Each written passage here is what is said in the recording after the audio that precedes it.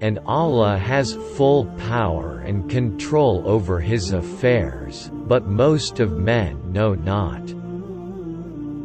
Opening parenthesis.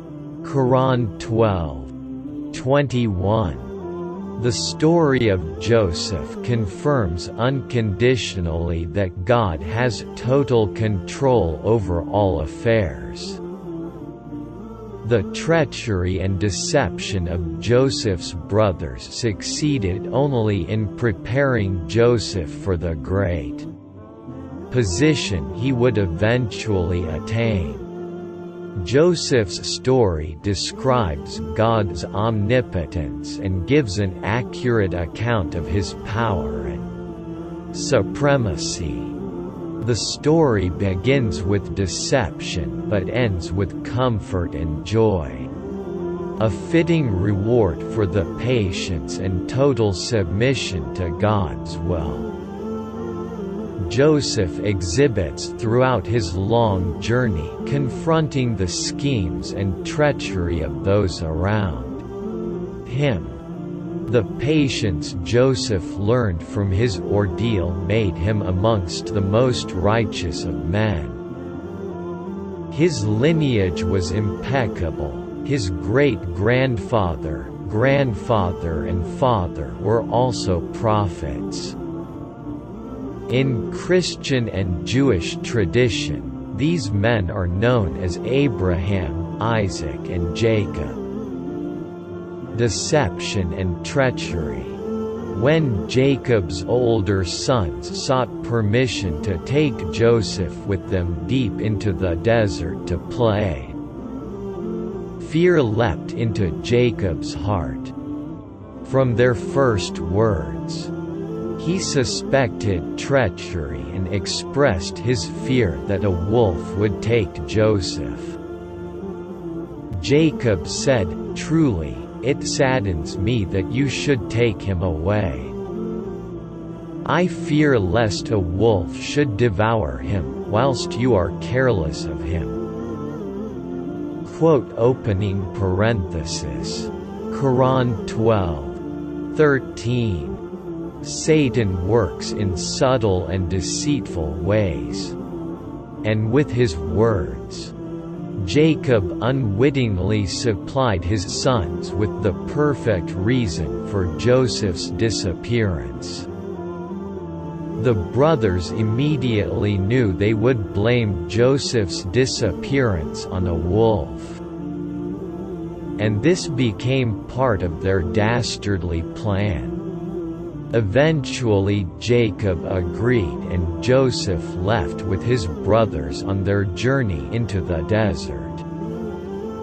They went directly to the well and without remorse picked up Joseph and threw him down into the well. Joseph cried out in fear, but their cruel hearts felt no pity for their young brother. The brothers felt secure in their plan that a traveler would find Joseph and sell him into slavery, while Joseph called out in terror. The brothers took a small goat or sheep from their flock, slaughtered it and wiped the blood over one of Joseph's garments. Completely consumed by their jealousy, the brothers took an oath to keep their foul deed secret and walked away pleased with themselves. Terrified, Joseph clung to a ledge in the well, and God made known to him that one day he would confront his brothers. He told Joseph the day would come when he would speak to his brothers about this dastardly event. But the brothers would not know they were talking to Joseph. Indeed, you shall, one day, inform them of this their affair, when they know you not. Opening parenthesis. Quran 12:15. Crying is not evidence of truth.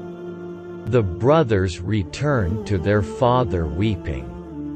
By this time it was dark, and Jacob was sitting in his house anxiously awaiting the return of Joseph. The sound of 10 men crying confirmed his deepest fear. The darkness of the night was matched only by the darkness in their hearts. The lies rolled easily from their tongues, and Jacob's heart constricted in fear. They said, "O our father, we went racing with one another, and left Joseph by our belongings, and a wolf devoured him. But you will never believe us, even when we speak the truth." And they brought his shirt stained with false blood. Opening parenthesis. Quran 12:17–18. In a story from the righteous men that came after Prophet Muhammad comes a tale of a Muslim judge who was deciding the case of an old woman. The details of the case are not important. However, the old woman was crying and crying. Based on the evidence, the judge ruled against her. A friend of the judge said, "She was crying and crying. She is old, why didn't you believe her?" The judge said, "Don't you know from Quran that crying is not evidence of the truth?" The brothers of Joseph went to their father crying. They were crying, but they committed the crime. Both Jacob and Joseph were among the most noble of men. Prophet Muhammad described Joseph as the most dignified and generous of men. When asked who was the most God-fearing man, he replied, "The most honorable person is Joseph, God's prophet, the son of God's prophet, the son of the beloved servant of God, Abraham." Opening square bracket. 1. While Joseph sat in the well, terrified, yet secure in his submission to God, Jacob, many miles away, felt his heart constricted by fear and pain, yet knew his sons were lying.